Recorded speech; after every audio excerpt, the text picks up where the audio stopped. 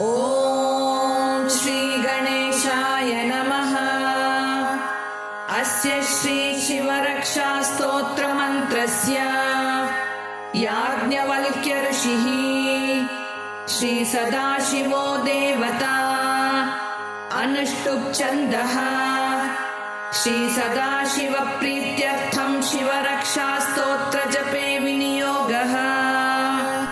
चरितं देवदेवस्य महादेवस्य पावनम् अपारं परमोदारं चतुर्वर्गस्य साधनम्। गौरी विनायकोपेतं पञ्चवक्त्रं त्रिनेत्रकम् शिवं ध्यात्वा दशभुजं शिवरक्षां पठेन्नरः। गङ्गाधरः शिरः पातु बालम् अर्धेन्दुशेखरः। नयने मदनध्वंसी कर्णो सर्पविभूषण। घ्राणं पातु पुरारातिमुखं पातु जगत्पतिः। जिह्वां वागीश्वरः पातु कन्धरां शितिकन्धरः। श्रीकण्ठः पातु मे कण्ठं स्कन्धौ विश्वधुरन्धरः। भुजौ भूभारसंहर्ता करौ पातु पिनाकधृक्। हृदयं शङ्करः पातु जठरं गिरिजापतिः। नाभिं मृत्युञ्जयः पातु कटिव्याघ्राजिनाम्बरः। सक्तिनी पातु दीनार्तशरणागतवत्सलः।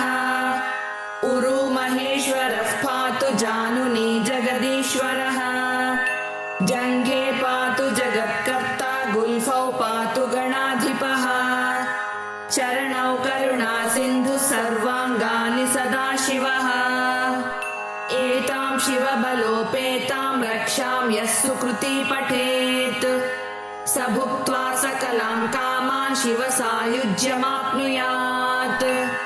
ग्रहभूतपिशाचाद्यास्त्रैलोक्ये विचरन्ति ये दूरादाशु पलायन्ते शिवनामाभिरक्षणात्। अभयङ्करनामेदं कवचं पार्वतीपतेः। भक्त्या बिभर्ति यः कण्ठे तस्य वश्यं जगत्त्रयम्। इमां नारायणः स्वप्ने शिवरक्षां यथा दिशत्। प्रातरुत्थाय योगीन्द्रो याज्ञवल्क्य तथा लिखत्। इति श्री याज्ञवल्क्य प्रोक्तं शिवरक्षास्तोत्रं सम्पूर्णम्।